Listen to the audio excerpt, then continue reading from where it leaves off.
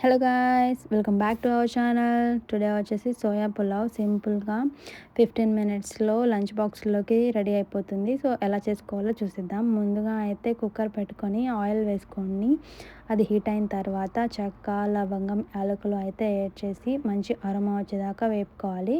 అవి బాగా వేగిన తర్వాత మిర్చి, పొటాటో, క్యారెట్స్ నా దగ్గర అవైలబుల్గా ఉన్న వెజిటేబుల్స్ నేను యాడ్ చేస్తున్నాను. మీకు ఇంకా కావాలంటే మీరు క్యాలీఫ్లవరు, పీస్ ఇంకా మీ దగ్గర ఏవైనా అవైలబుల్గా ఉన్న వెజిటేబుల్స్ అవి యాడ్ చేసుకోండి. ఇవి అయితే ఒక 50% అట్లా మగ్గిన తర్వాత నేను టమాటో యాడ్ చేశాను. టమాటో వేసి అది కూడా మగ్గిన తర్వాత అల్లం వెల్లుల్లి పేస్ట్ అయితే యాడ్ చేస్తున్నాను. అది కూడా వేసి మంచి పచ్చి వాసన పోయేంత వరకు బాగా వేపుకోవాలి.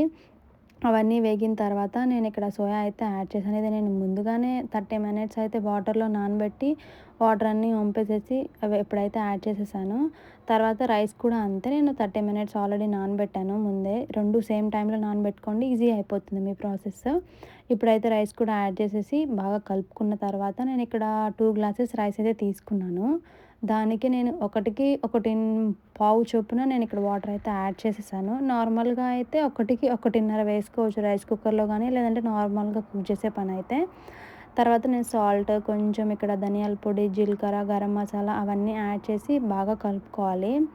తర్వాత కారం మీరు ఇప్పుడైనా యాడ్ చేసుకోవచ్చు, లేదంటే ఆల్రెడీ వెజిటబుల్స్ అన్నీ కుక్ అయినప్పుడు మసాలా అండ్ కారం అప్పుడైనా యాడ్ చేసుకోవచ్చు, లేదా ఈ స్టేజ్లో అయినా యాడ్ చేసుకోవచ్చు. It's up to your choice. So తర్వాత అయితే అన్నీ కలుపుకొని టేస్ట్ చూసుకున్న తర్వాత కుక్కర్ మూత అయితే పెట్టి మీడియం టు హై ఫ్లేమ్లో 3 విజిల్స్ వచ్చే వరకు ఉంచండి. కొంచెం ఆవిరిపోయిన తర్వాత తీసి చూస్తే ఇలా ఉంటుంది.